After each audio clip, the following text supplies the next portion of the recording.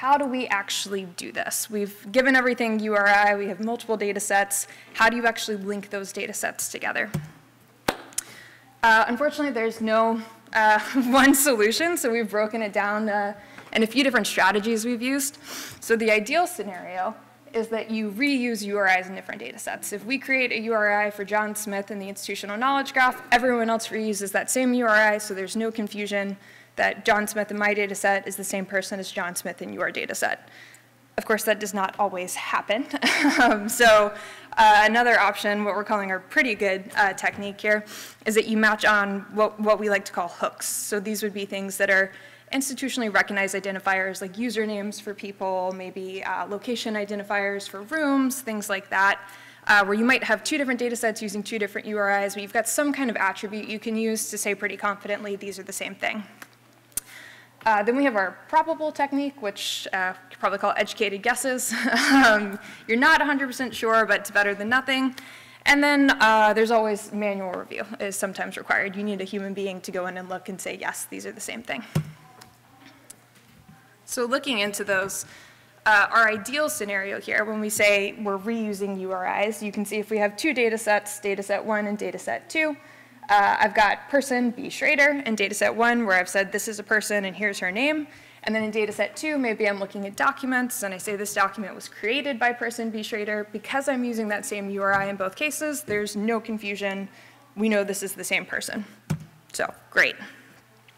If we look at our pretty good scenario, same thing. Let's say we've got person B. Schrader in data set 1, data set 2, we've got a document, but we've used a different URI here to say, you know, this is created by a person.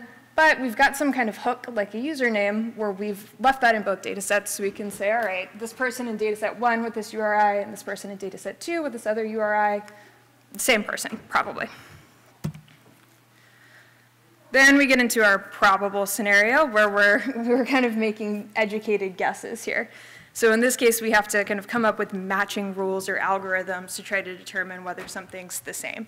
So for example, I might say, all right, well, if we have the first initial and the last name matching between these two different data sets and we can connect the person to the same organization, it's probably a match. This gets a lot more complicated, takes a lot more maintenance. Not ideal, but sometimes it's your best bet.